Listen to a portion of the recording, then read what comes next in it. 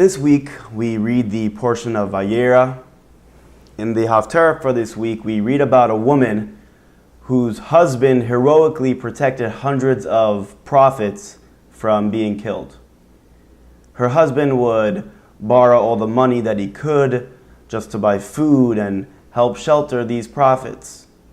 He himself was also a prophet, but he risked his life nonetheless. Anyways, this righteous prophet passes away, and having borrowed all that money, the family was in debt. So the woman, the wife of this prophet, cries out to Elisha, and I quote from this week's haftorah, "My husband, your servant, has died, and the creditor has come to take my 2 sons as slaves." They were going to take her children to pay the debt. Elisha says to her, "Tell me, what do you have in your home?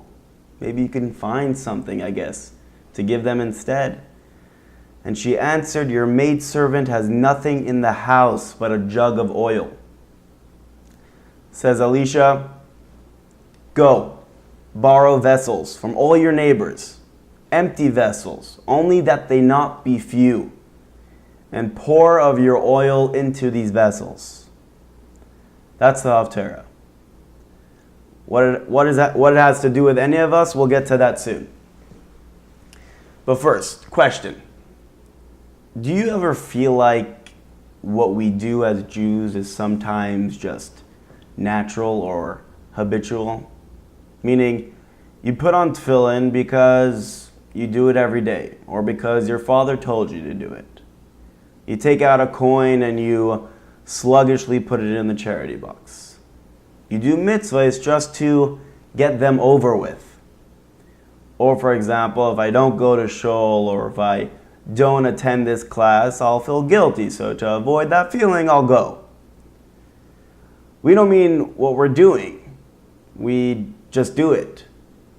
Now, I don't mean this is how it is all the time, but for most of us, in some way or another, we feel this way. So what do? Sometimes the inspiration is just not there.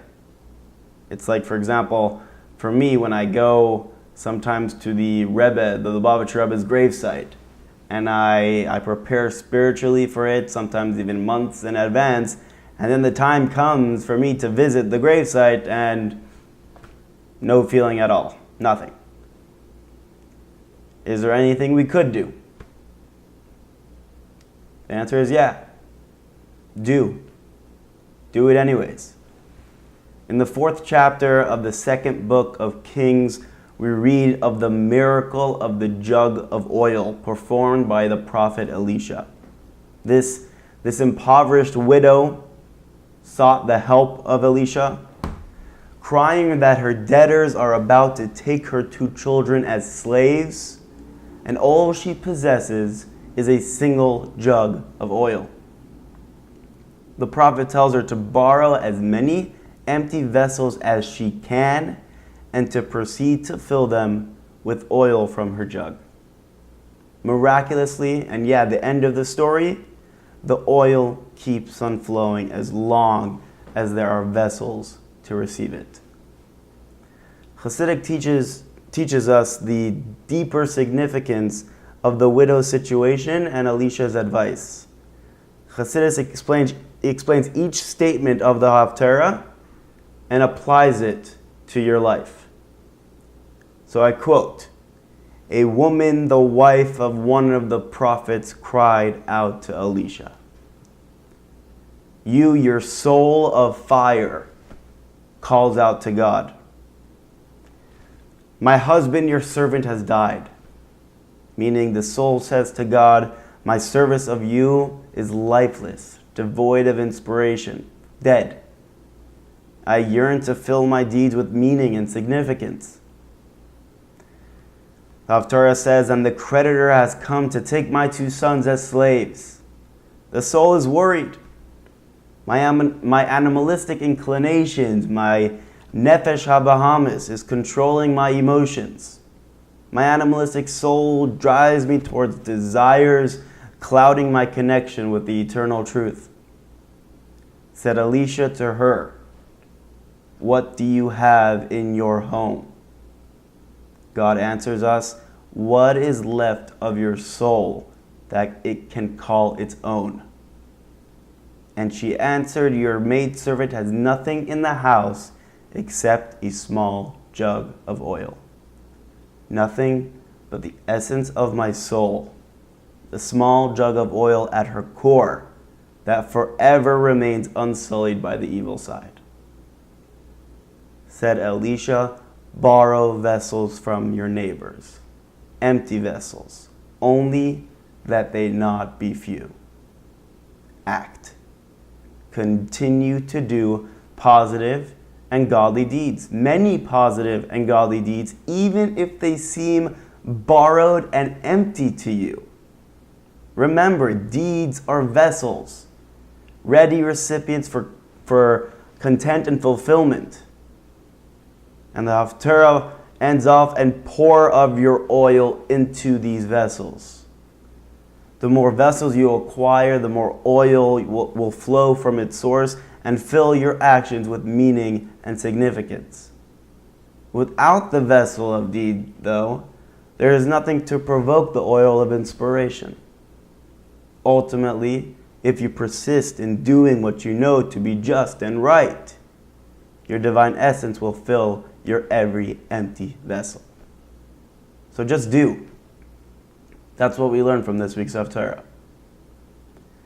To conclude with a story, a certain individual was condemned to Rabbi Shneir Zalman of Liadi, the Alter Rebbe. He was condemned as a hypocrite.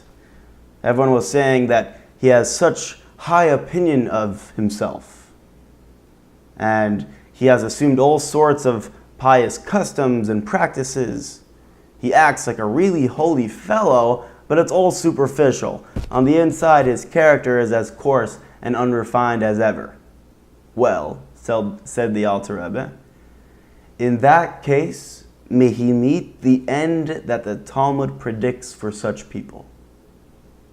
The informers were taken aback. I mean, they had merely desired to warn the Alter Rebbe about this individual, but now, what sort of calamity had the Alter Rebbe called upon this person?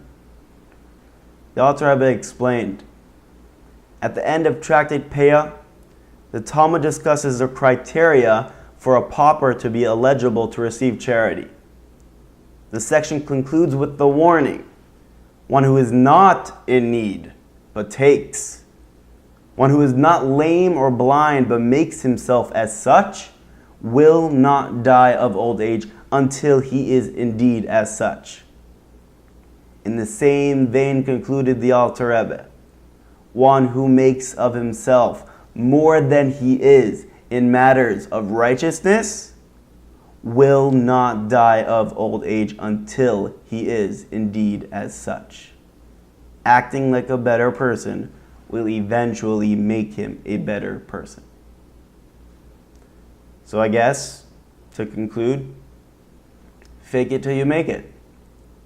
I mean, as silly as it sounds, it's true. But in truth, the truth is, you're not really faking it at all. It's who you really are. So let's do, and the inspiration will come. Good Shabbos.